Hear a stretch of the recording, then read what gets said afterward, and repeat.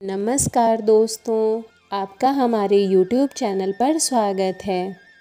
आप सभी को दीपावली की हार्दिक शुभकामनाएं। आज मैं आपको दीपावली की पौराणिक कथा सुनाने जा रही हूँ तथा अन्य प्रचलित कथाएं जो दीपावली से संबंधित हैं उनके विषय में भी बताऊंगी। तो आइए चलिए सुनते हैं। एक पौराणिक कथा के अनुसार एक गांव में साहूकार रहता था। उसकी बेटी हर दिन पीपल के पेड़ पर जल चढ़ाने के लिए जाती थी। जिस पीपल के पेड़ पर वह जल चढ़ाती थी उस पेड़ पर माँ लक्ष्मी का वास था। एक दिन लक्ष्मी जी ने साहूकार की बेटी से कहा कि वह उसकी मित्र बनना चाहती हैं। लड़की ने जवाब में कहा कि वह अपने पिता से पूछकर बताएंगी। घर आकर साहूकार की बेटी ने पूरी बात बताई। बेटी की बात सुनकर साहूकार ने हाँ कर दी। दूसरे दिन साहूकार की बेटी ने लक्ष्मी जी को अपनी सहेली बना लिया। दोनों अच्छी सखियों की तरह एक दूसरों से बात करती रहती। एक दिन लक्ष्मी जी साहूकार की बेटी को अपने घर ले आईं। लक्ष्मी जी ने अपने घर में साहूकार की बेटी का खूब आदर किया और पकवान परोसे।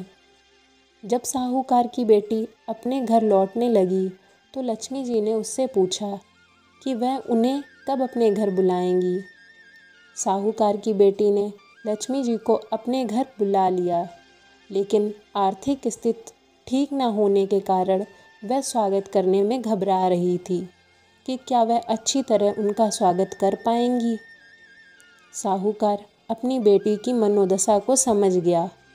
उसने बेटी को समझाते हुए कहा कि परेशान ना हो और फ़ौरन घर में साफ सफाई कर चौका मिट्टी से लगा दो।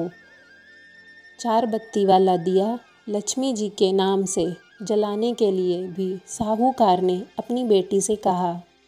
उसी समय एक चील किसी रानी का 9 लखा हार लेकर साहूकार के घर आ गया। साहूकार की बेटी ने उस हार को बेचकर भोजन की तैयारी की। थोड़ी ही देर में माँ लक्ष्मी भगवान गणेश के साथ साहूकार के घर आई और साहूकार के स्वागत से प्रसन्न होकर उस पर अपनी कृपा बरसाई। लक्ष्मी जी की कृपा से साहूकार के पास किसी चीज़ की कमी नहीं हुई। दिवाली से संबंधित कुछ अन्य पौराणिक कथा इस प्रकार हैं। एक पौराणिक कथा के अनुसार कार्तिक अमावस्या के दिन भगवान श्री राम वनवास काटकर और रावण का वध करके अयोध्या लौटे थे।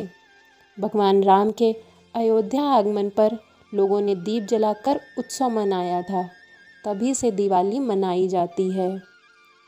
एक अन्य कथा के अनुसार एक नरकासुर नाम का राक्षस था। राक्षस ने अपनी असुर शक्तियों से देवता और जनमानस को परेशान कर रखा था। इतना ही नहीं, इस राक्षस ने साधु संत की 16,000 स्त्रियों को बंदी बना लिया था। नरकासुर के बड़े अत्याचार से परेशान देवता और साधु संतों ने भगवान श्री कृष्ण से मदद मांगी थी। इसके बाद भगवान श्री कृष्ण ने कार्तिक मास में कृष्ण पक्ष की चतुर्दशी को नरकासुर का वध कर देवताओं और संतों को उसके आतंक से मुक्ति दिलाई थी।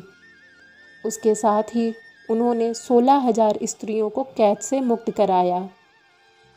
कहते हैं कि इसी खुशी से दूसरे दिन यानी कार्तिक मास की अमावस्या को लोगों ने अपने घर में दिए सजाए। तभी से नरक चतुर्दशी और दीपावली का त्यौहार मनाया जाने लगा। दिवाली को लेकर धार्मिक मान्यता है कि इस दिन भगवान विष्णु ने राजा बलि को पाताल लोक का स्वामी बनाया था और इंद्र ने स्वर्ग को सुरक्षित पाकर खुशी से दिवाली मनाई थी।